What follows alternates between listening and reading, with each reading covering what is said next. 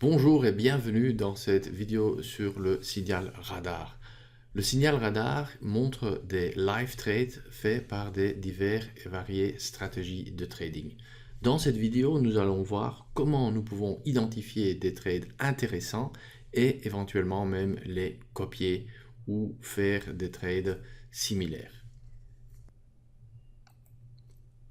Nous nous trouvons maintenant dans la plateforme de trading NanoTrader. J'ai mon signal radar déjà ouvert et j'ai deux tableaux ouverts, Synchro et Returns to Trend. Il y en a d'autres, vous pouvez ouvrir autant de tableaux avec Live Trades que vous souhaitez. J'ai aussi activé le fait que je puisse voir les trades dans mes charts. En principe, il y a 4 façons pour trouver des trades intéressants et éventuellement de les copier, voire faire un trade similaire.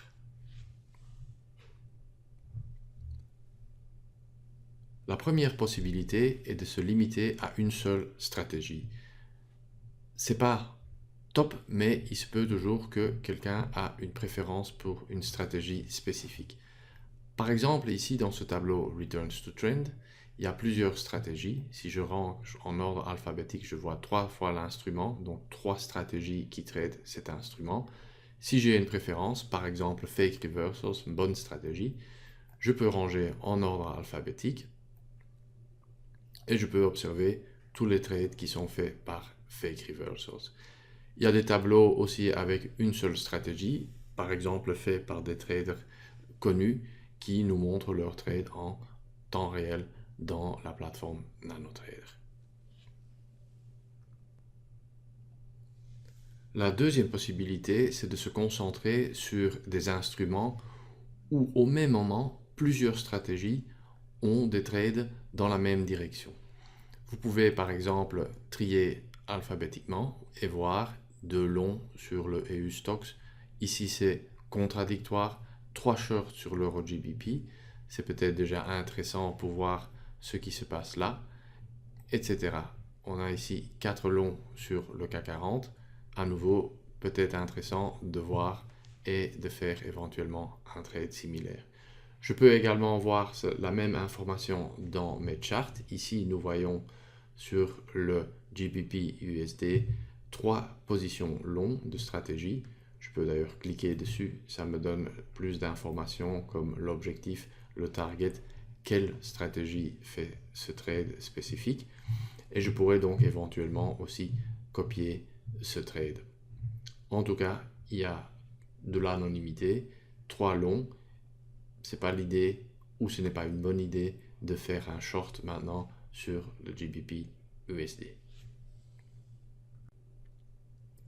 La troisième possibilité pour trouver des trades intéressants et éventuellement de les copier, c'est de voir ce qui se passe dans le marché. D'habitude, je trie à base du rendement